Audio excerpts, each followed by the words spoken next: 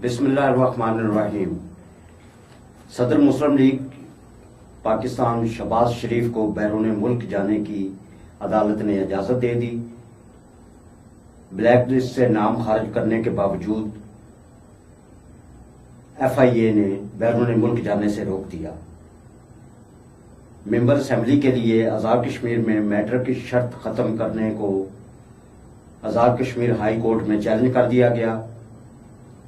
मुल्क भर की तरह आज़ाद कश्मीर भर में भी लॉकडाउन शुरू, दाखिली खारजी रास्तों पर पहरे, दाखिले के लिए मनफी कोरोना टेस्ट लाजमी करार। आज़ाद कश्मीर में सरकारी मुलाजमीन की तनख्वाहों में 25% इजाफे की मंजूरी दे दी गई। इजाफा बुनियादी तनख्वाह पर दिया जाएगा।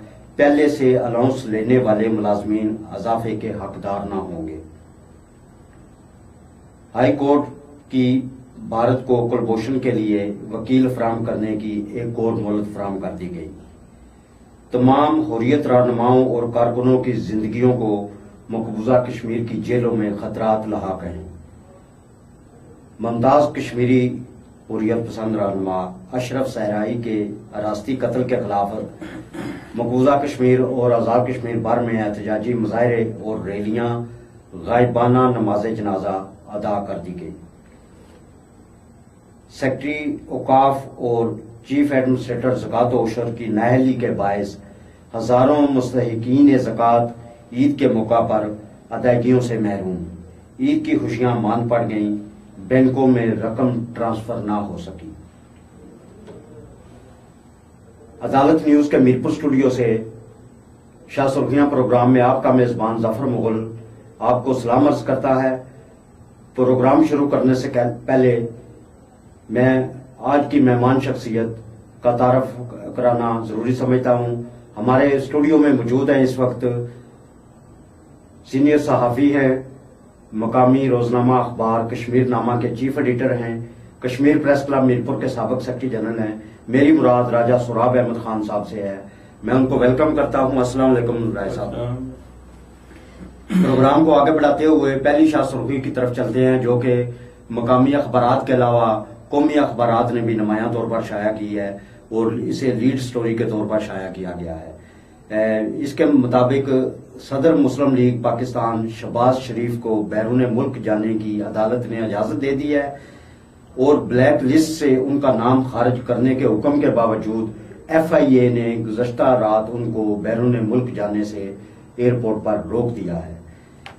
जी राय साहब, इसको आप किस नुक्ता नजर से देखते हैं? ये जो हाई कोर्ट का फैसला है और FIA ने उनको रोक दिया है, तो इसको आप किस नुक्ता नजर से देखते हैं?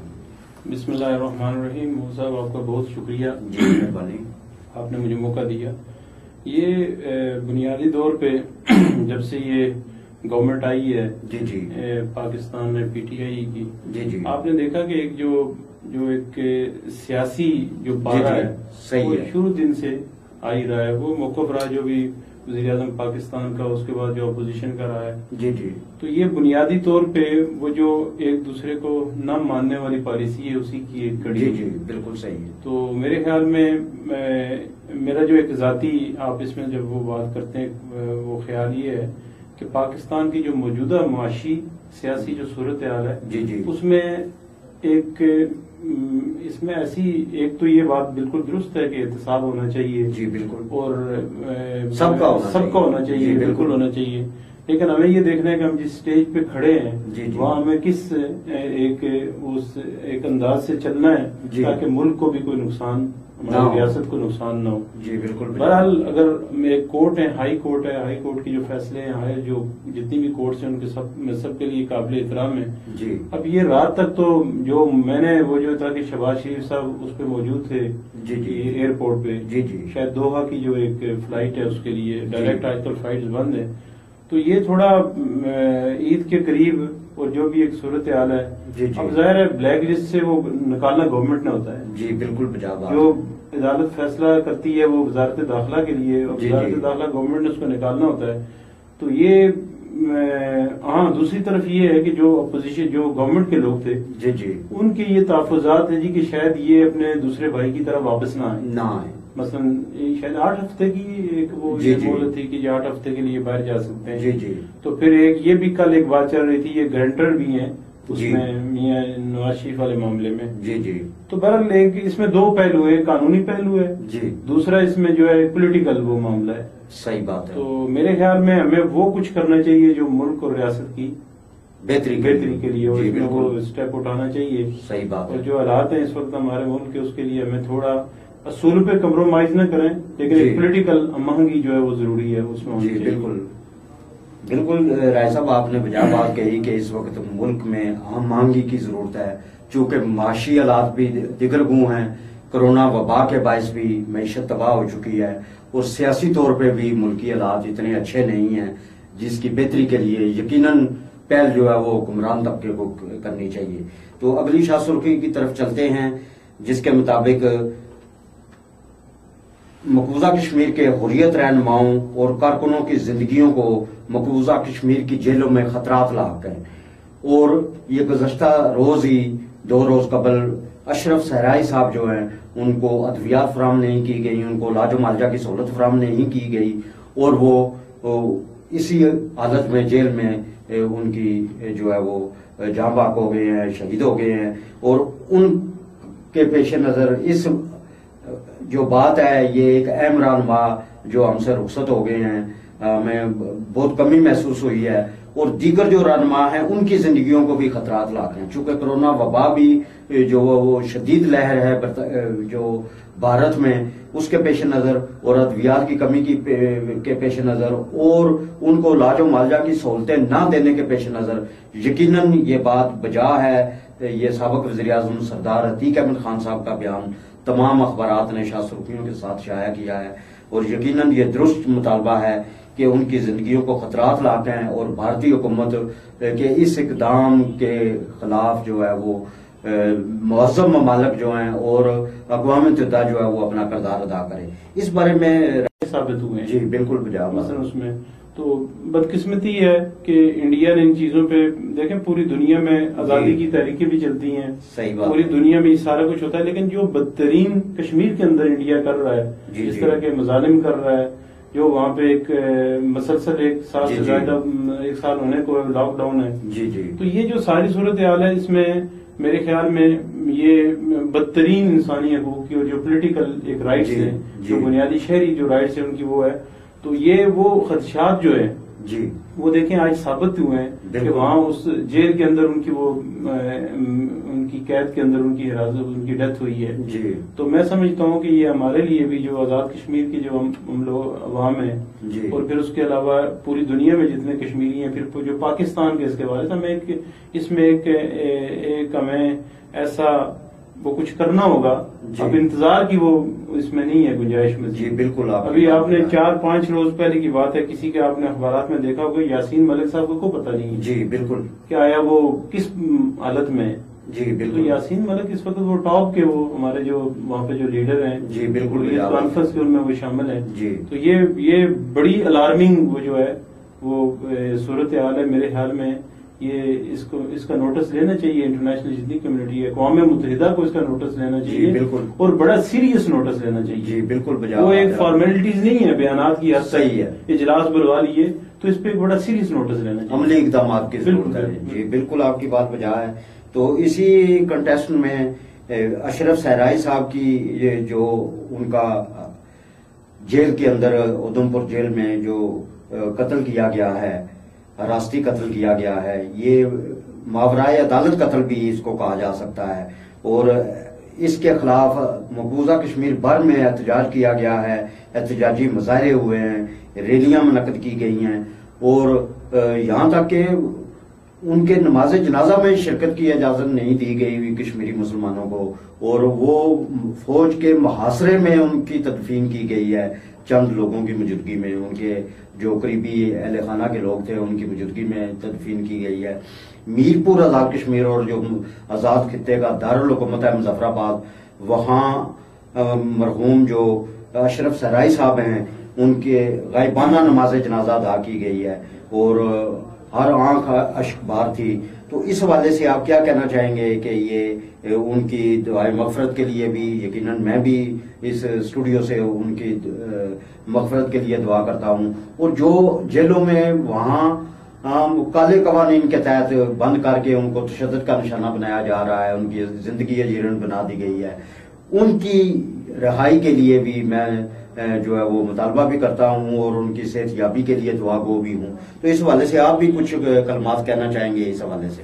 देखें ना मोर साहब, पिछले दिनों ये जो वहाँ जो इसके भारत के अंदर, अगरचे भारत के लिए ये एक बड़ा वो एक सबक आमोज वो चीज है जो कोरोना की जो सूरत हाल है, लेकिन शायद वो बाज दफा तारीख में ऐसा होता है कुछ सीखने की कोशिश नहीं करता। और मेरे ख्याल में अगर दूसरे नुक्ता नजर से देखा जाए तो ये एक बुनियादी तौर पे कश्मीर में जो मजालिम है ये शायद उसी का पूरी दुनिया के, बाकी अगर आप उसको करें ना कंपेयर, तो इंडिया की जो सूरत हाल है कोरोना की, अब देखें पाकिस्तान ने कितना एक अच्छा वहां से ये किया कि हम आपको वैक्सीन देते हैं जो अवेलेबल वो चीजें हैं, तो वहां उसी तरह की वो जो एक पोजीशन इंडिया के अंदर उसका जो रवैया है उसमें वो कोई तब्दीली नहीं आई। जी बिल्कुल यही। और उसका नतीजा आप देखें कि जितना यहाँ से एक हाथ बढ़ाया जाता है इंसानियत की खातर, उसका जब भी कोई उसका वो आता है वहाँ इंडिया की तरफ से कोई मैसेज आता है वो नेगेटिव ही आता है। जी बिल्कुल। अब उसकी ताजा तरीन मिसाल यही अशरफ सहराई साहब की वहाँ जो डेथ है उसके अंदर जेल के अंदर, तो मैं पूरी दुनिया में पूरे आजाद कश्मीर में, वहां तो चले इंडिया के अंदर ये जो कश्मीर के अंदर आपने देखा कि वहां बिल्कुल एक फौजी पहरे में, और ये उससे बड़ा जुल्म है। जी बिल्कुल। कि आपने वो जो एक मजहबी जो रस्म है, मतलब नमाज जनाजा था, तदफीन थी, उसमें भी पाबंदी है वहां। जी। तो ये मैं समझता हूँ कि पूरी जो दुनिया की अक़वाम मुत्तहिदा स्पेशली दुनिया की जो इंसानी हकूक़ की जो जितनी भी तंजीमें उनके लिए ये एक बहुत बड़ा एक तमाचा है। जो भारत का जितना भी एक रवैया है बहुत बड़ा तमाचा है। जी बिल्कुल, उनका रवैया काबिल मज़म्मत भी है और इसका यकीनन बैनुल-अक़वामी महज़्ज़ब दुनिया को और स्पेशली NGOs जो हैं इंटरनेशनल, उनको इसका जरूर नोटिस लेना चाहिए और उनकी जिंदगियों को जो खतरात हैं उनसे उनको जरूर निकालना चाहिए। तो इसी हवाले से जहां आपने कहा जी कि उनको रियायतें दी गई हैं इंसानियत के नाते, तो ये पाकिस्तान के हाई कोर्ट ने भी जो है वो भारत को कुलभूषण के लिए वकील फराम करने की एक और मोहलत फराम करके जो एक और सहूलत फराम की है। तो ये हमारी तरफ से, तो पाकिस्तान की तरफ से जो ये रवायत बरकरार रखी जा रही है और मोहलत पे मोहलत दी जा रही है, उसका रद्द-ए-अमल जैसा कि आपने भी फरमाया कि उसका वो नेगेटिव पहलू वो ले रहे हैं और वो अपने जो जुल्म सितम है, बर्बरियत है, उसमें इजाफा ही करते चले जा रहे हैं और अपने मुल्की आइन कानून ज़ाब्तों की धज्जियां पखेरते हुए जो है कश्मीरी अवाम पे जुल्म के पार तोड़े जा रहे हैं। तो यकीनन इसके लिए इस हवाले से आप क्या कहना चाहेंगे? जो कुलभूषण जो के कई पाकिस्तानियों को के कत्ल का जिम्मेदार है और उसने बैनुल-अक़वामी जो मुआहदे हैं मुल्कों के दरमियान उसके भी खिलाफ उसने इक़दाम करते हुए पाकिस्तान की सरजमीन को दहशतगर्दी के लिए इस्तेमाल किया है और ये साबित भी हो चुका है। तो इस हवाले से आप क्या कहना चाहेंगे जो हाई कोर्ट ने मजीद एक और मोहलत फराम कर दी है उनको वकील फराम करने के लिए? देखें मोहर साहब, ये जो यकतरफा जो होती है ना मोहब्बत, जी ताली कभी एक हाथ से नहीं बचती। जी तो मेरे ख्याल में जो मैं भी हम एक बतौर कश्मीरी जी जो कश्मीर के अंदर हुआ 5 अगस्त से अभी जो जारी है वहाँ पे कश्मीर के अंदर, मेरे ख्याल में अगर आप उसको देखें, उसका मुशाहिदा करें तो ये इंसानी तारीख का बदतरीन जुल्म है वहाँ पे। जी बिल्कुल। तो ऐसी सूरत हाल में जो मेरी जाती राय है, हमें कोई इतनी प्यार मोहब्बत की वो नहीं करनी चाहिए। देखे ना, एक एहसान फरामोश कौम हो, मुल्क हो और उसका फिर रवैया ऐसा हो। मतलब मैं आपको एक छोटी सी मिसाल देता हूँ, आपका ये एक हकीकी भाई हो जी, उस पर मैं तशद्दुद या मेरा कोई बाद में तशद्दुद करता हूँ तो कभी आप गवारा करेंगे कि मैं आपके साथ, आप मेरे साथ दोस्ती की बात करेंगे? ये देखे ना, दुनियावी तौर पे मेरे ख्याल में हमें अपनी कमजोरी नहीं दिखानी चाहिए जी। दूसरा, आपको याद होगा कि ये जो अभी शायद सुना है बॉर्डर्स पे फिर वो शुरू हो गया हल्का फुल्का, ये जो मुआहिदा हुआ है पाकिस्तान का और इंडिया का, ये जो इस पे कंट्रोल लाइन पे LOC पे, तो वो जो आर्मी चीफ इंडिया का आप इंसानियत की बात करते हैं, आप इंसानों को बचाने की बात करते हैं, आप 2 एटमी रियासतों को बचाने की बात करते हैं, जी। तो वो कहता है जी कि ये हमने उनकी डिमांड पे और पाकिस्तान ने हमें मजबूर किया है। जी। मुझे ये बताएं मोगल साहब कि जब इस तरह का सामने से आपको एक मैसेज मिलेगा, जी। तो मेरे ख्याल में हमें कमजोरी नहीं दिखानी चाहिए। जी बिल्कुल आपकी बात, हमें कमजोरी कतई नहीं दिखानी चाहिए। भारत वो मुल्क है, हिंदू वो बनिया है, हिंदू वो कौम है कि जो वो लातों के बूत वाली बात है, उन्होंने आज तक पाकिस्तान को दिल से तस्लीम ही नहीं किया। वो लातों के बूत जो वो बातों से मानने वाली वो नहीं मानेंगे। जी बिल्कुल। हमें मेरे ख्याल में ये हम अपनी कमजोरी जाहिर कर रहे हैं, हम अपने आप को लेट डाउन कर रहे हैं, और ये नहीं करना चाहिए। हमारी हर चीज इंडिया के साथ हमारे जितने भी रिलेशन हैं वो हमारे रिलेशन मशरूत होने चाहिए। कश्मीर का जो वहाँ पे जुल्म है, वो जो कश्मीर के अंदर वो बदतरीन लॉकडाउन है, उसके खात्मे से मशरूत होने चाहिए। जी बिल्कुल। वो जो कानून वहाँ पे कश्मीर के बुनियादी वो जो चेंज किए गए, जिससे रियासत का हुलिया चेंज किया गया, हमारा वो मशरूत होना चाहिए कि आप पुरानी पोजीशन पे जाएं, फिर हम ठीक है जी, हम नहीं चाहते, पूरा इस्लाम भी ये नहीं चाहता कि हमको जंगे करें और जबरदस्ती जंगे की जाए और सही बात है। 2 जो बड़ी बड़ी रियासतें उनको तबाह और बर्बाद किया जाए, लोगों के हालात खराब हो। लेकिन ये है कि ये एक तरफा काम नहीं होगा। जी बिल्कुल यही बात है। कश्मीर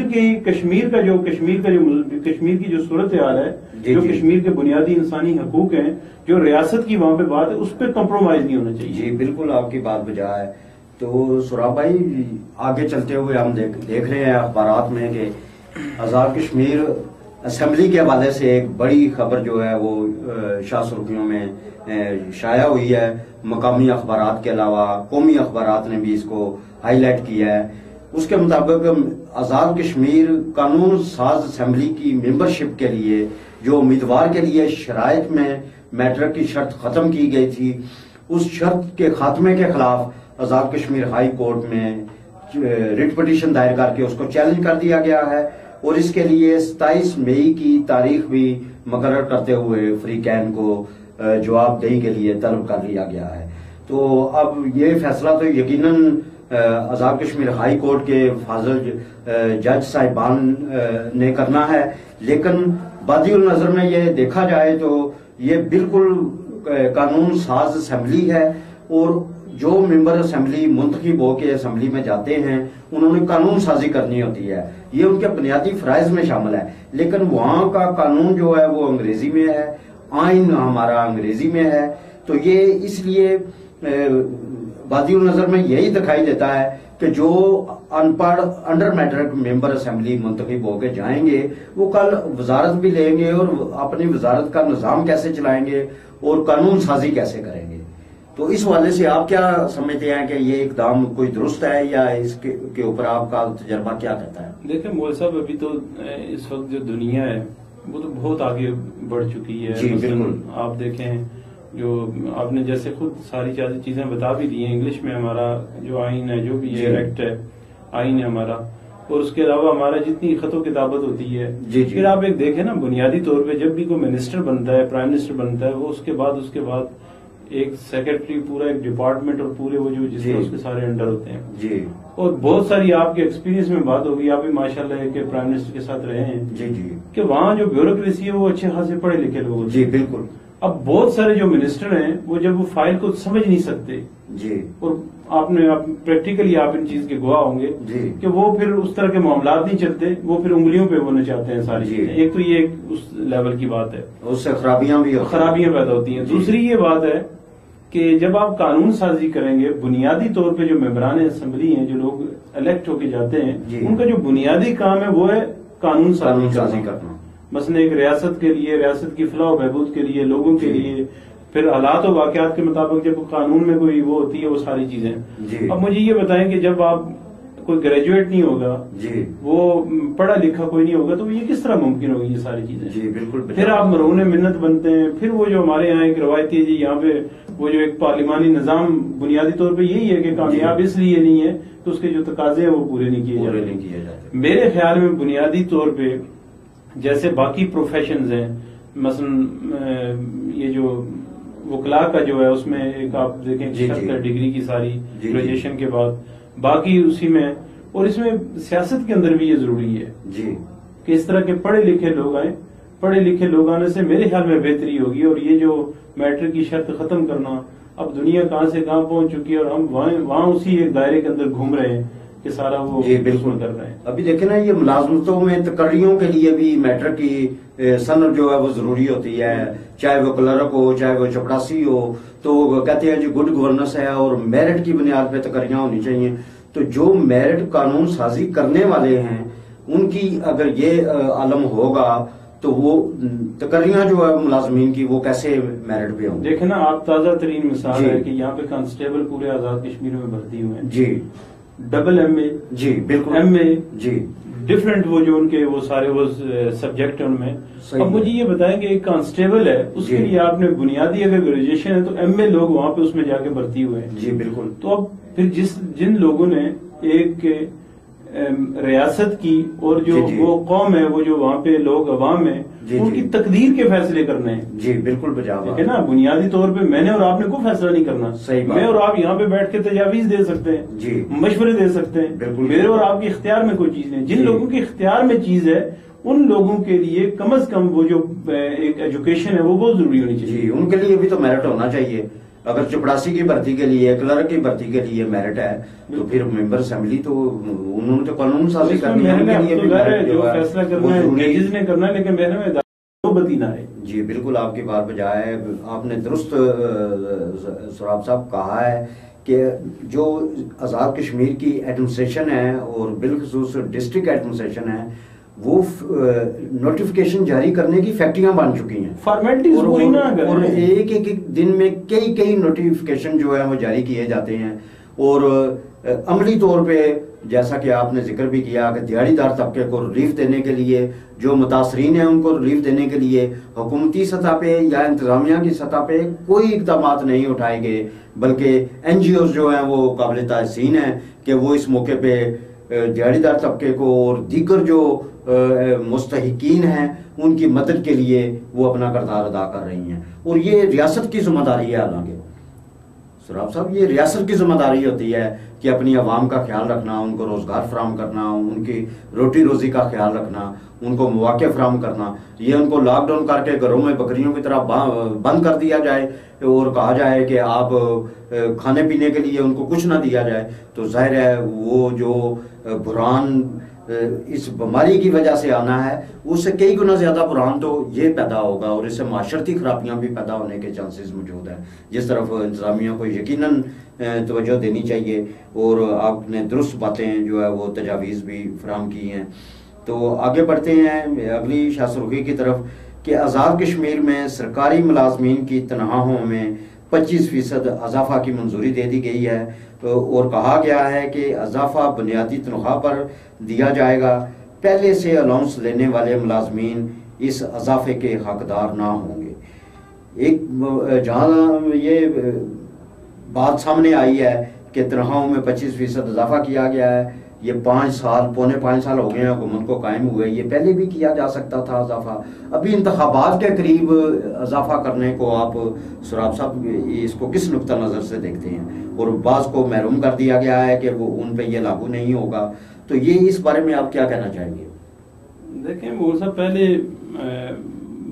डिफरेंट हमारे यहाँ जो इदारे हैं सरकारी उनके मुलाजमीन हैं, जो ये है इसको एजुकेशन है जी, आप उसमें देखें ऑलरेडी कितने उनके पैकेजेस हैं जी, जो सीनियर टीचर्स हैं टीचर हैं। मेरे ख्याल में ये जो 25% की बात करते हैं, पहले तो ये कि ये लॉकडाउन के दौरान ये उनकी 25% काट के ना ये लोगों को वो तकसीम कराएं जी। देखें वो तो घरों में बैठे हैं ना, कोई लाख ले रहा है, कोई 90 ले रहा है, 90,000 बगैर काम के तनख्वाहें।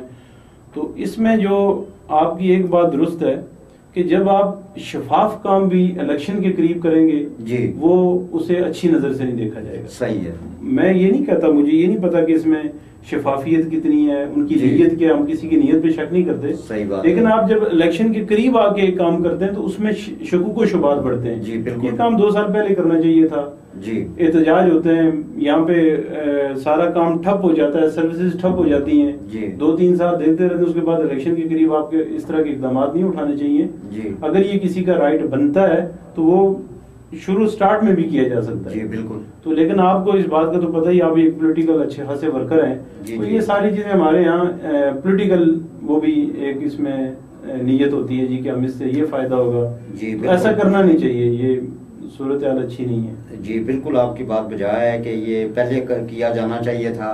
गो के ये एक अच्छा फैसला है, लेकिन ये मेलाफाइडी टेंशन मालूम होती है इलेक्शन के करीब, जबकि अभी चंद रोज़ रह गए हैं कि इलेक्शन शेड्यूल जारी होने जा रहा है और जुलाई के वस्त में इंतखाबात जो होना लाजमी हैं और होंगे। और इलेक्शन कमीशन ने भी इस बारे में वाज़िया कर दिया है कि इलेक्शन मुकर्ररा मुद्दत में ही करवाए जाएंगे। एक जो अवाम था, अखबारात में आ रहा था कि शायद इंतखाबात को आगे 2 माह 3 माह 4 माह के लिए ले जाया जाएगा, उस अवाम को भी इलेक्शन कमीशन ने दूर कर दिया है और यकीनन ईद के फौरी बाद इलेक्शन शेड्यूल जारी हो जाएगा।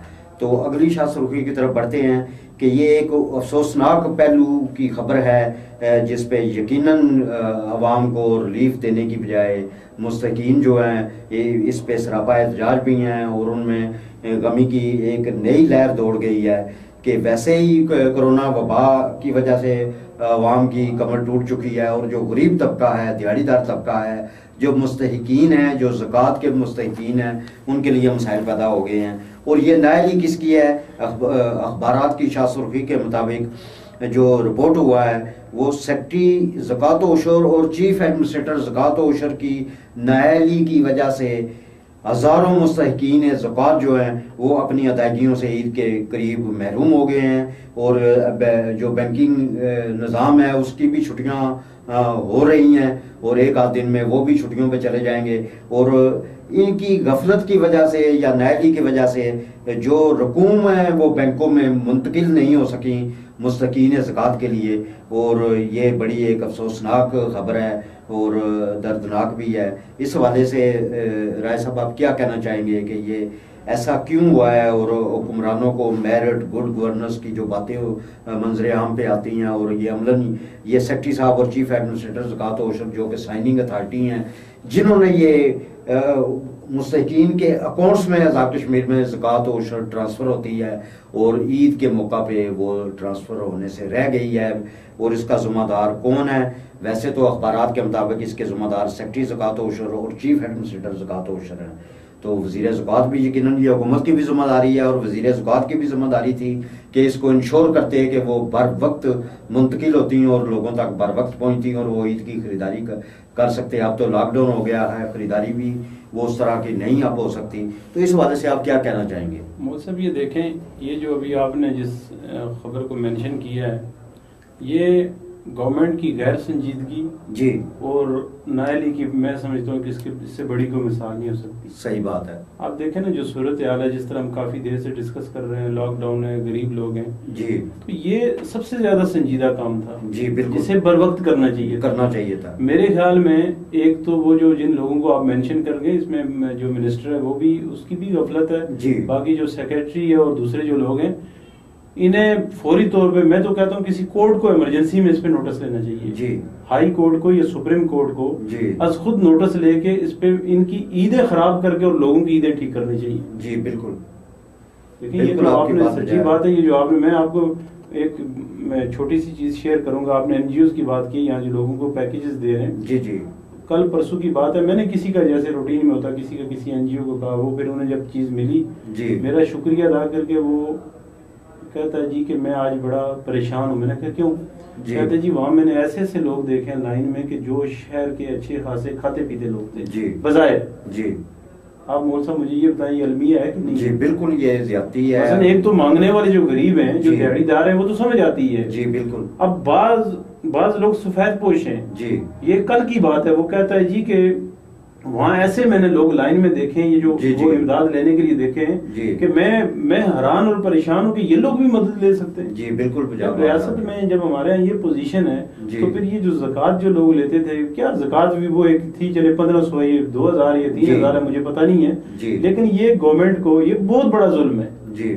और इसे अभी अगर टाइम है हाई कोर्ट को या सुप्रीम कोर्ट को स्पेशली इस पे नोटिस लेके और इनकी जो ईदें कम से कम ये जो लोग इसके रिस्पॉन्सिबल हैं इनकी ईदें खराब होनी चाहिए जी बिल्कुल। आपकी बात गरीबों की ईदों का बेड़ा गर्क किया जी बिल्कुल। आपकी बात बजाय है कि ये हाई कोर्ट और सुप्रीम कोर्ट को आज खुद नोटिस लेना चाहिए, लेकिन बात तो आपकी बजाय है आज़ाद कश्मीर में आज खुद नोटिस लेने का कोई ऐसा सिस्टम कानून मौजूद नहीं है।